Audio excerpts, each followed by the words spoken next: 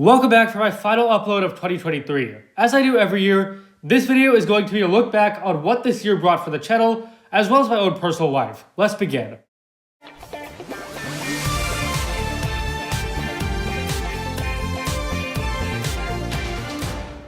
Hello everyone, and welcome back for my 2023 year in review.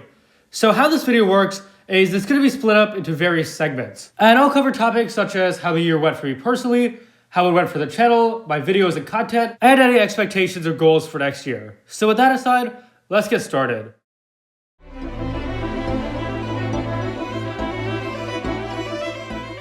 For me personally, this was a huge year, and it was a year full of change. First up, I graduated high school back in June. It was a very fun day, and obviously a huge milestone. The feeling of being a senior, ready to graduate, throughout the first half of this year, a very fun experience and a lot of good times. The second half of this year is where a lot of change happened for me.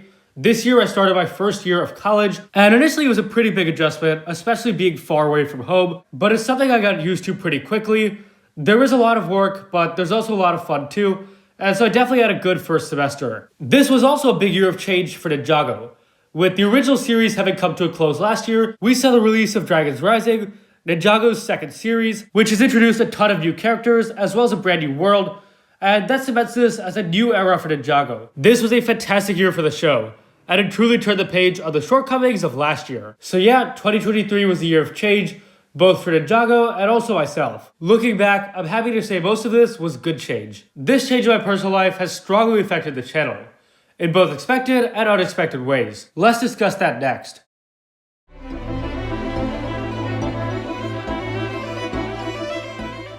It's no secret that this was a very slow year for the channel, and the numbers reflect that. This year, the channel gained around 330 subscribers, which is by far the lowest for any of my years on YouTube. Just looking at the graph, you can kind of see there was more growth in the first half of the year, but more subscriber losses in the second half.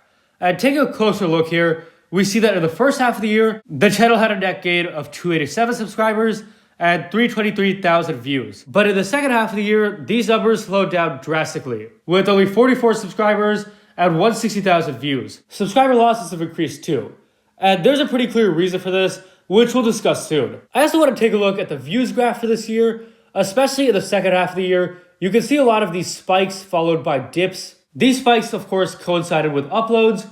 Whenever I uploaded, the views went up, and then they'd go down because this channel is much more inactive than it used to be. And that explains why, as of recently, the gap between these spikes has become bigger. I want to compare these numbers to my first year on YouTube, which actually had more subscriber growth than this year. There was a lot of growth in the summer when Hunted was releasing, but in terms of views and watch hours, that was less than this year. Of course, nowadays, compared to 2018, there's much more videos on the channel, and these top videos are still gaining views. I think it's time to discuss why this was such a stagnant year for the channel, and in my view, it boils down to channel activity.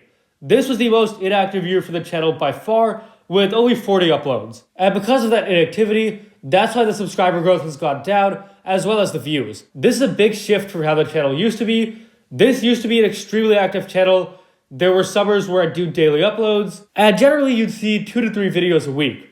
Now it's more like 1 to 2 videos a month. This year I also mostly dropped news-related videos, which was a big driving force for the channel in the past. These were often low-effort videos, but they did get a lot of views. This used to be an Everything Ninjago channel, whether it was news, analyses, rankings, and I'm guessing that was a big appeal for this channel. So shifting the channel to a less active, more general Ninjago content channel is probably what slowed down this channel.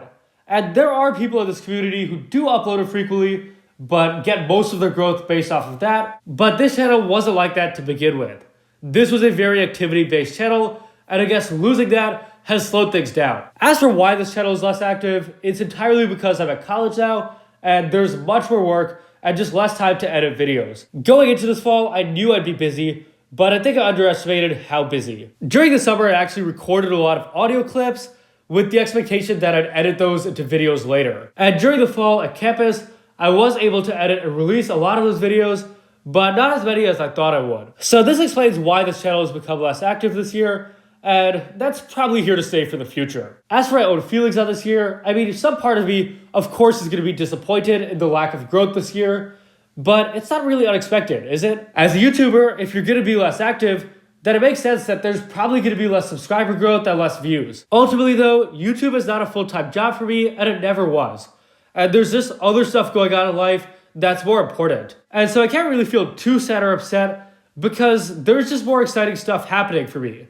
And YouTube is not as high of a priority anymore. And of course, I still love making videos, and that hasn't changed at all. And speaking of videos, that brings us right to our next topic.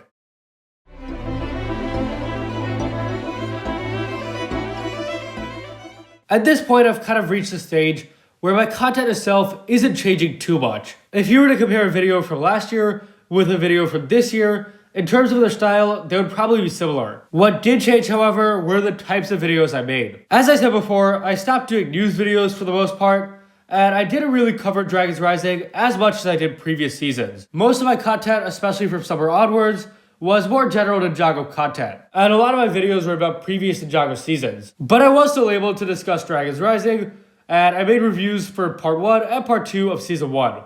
And I love how Season 1 introduces these mysteries, but doesn't give us too much info. It gives us just enough info to get interested.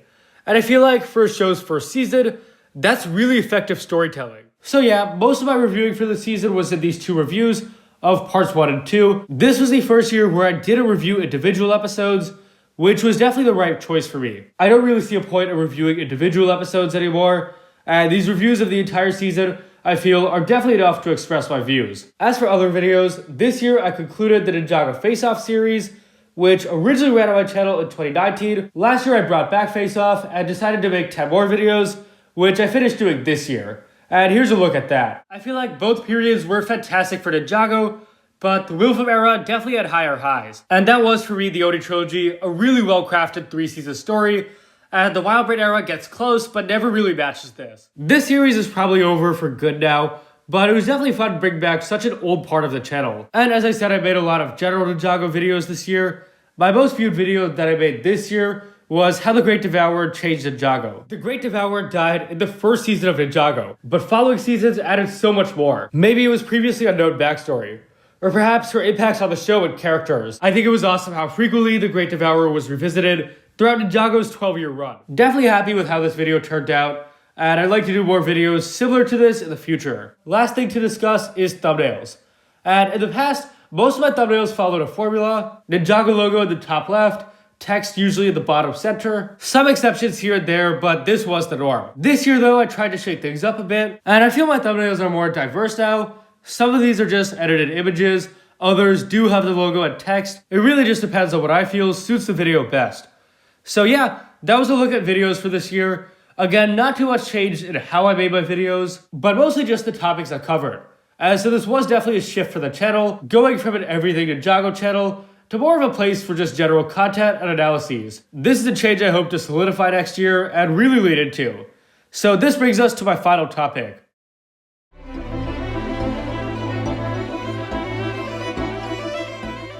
So what comes next? First off, for subscribers, this channel has been very close to 20,000 for some time now. I believe this channel will reach that mark eventually, but probably not next year. Reason being is because this channel is probably not going to be too active next year. I'll still be at college in the spring and fall, and I'm not really sure what my summer plans are. That being said, I do hope I can be more active than this year. There were a few one upload months this year, which I hope I can avoid next year. And minimum 2 videos a month is my goal for next year. I'd also like to do more analysis videos next year, and there are already some ideas I've recorded that'll be published next year. I'd also like to do more rankings and top 5s, which I didn't do too much of this year. Those videos I feel as a viewer are fun to watch, and you can revisit a lot of old topics through them. Those are my main goals for 2024. To sum it up, 2023 was a year of change for the channel. And next year, I hope to solidify that change and make the best of it. That's all I have for 2024 plans. As I close out my 6th year here on YouTube, I'd like to thank you, the viewer, for your support. This was a monumental year for me personally, with a lot of change and uncertainty. And to come here to YouTube and see there's still interest in the videos I make, that's been a fantastic feeling. Since middle school, I've carried this channel with me as I grew up. Through high school, through the COVID pandemic, and now as I begin college. This channel has been a constant through a lot of change, and that was especially apparent to me this year. And the reason this channel is still going is because of your support. So whether you're a longtime viewer or a brand new viewer, thank you so much. I'm incredibly grateful for you. That brings an end to this year review. As I always say, thank you so much for watching. If you enjoyed, Please leave a like, subscribe, share with anyone never you know. I hope you have a wonderful 2024, and I wish you the best in the new year.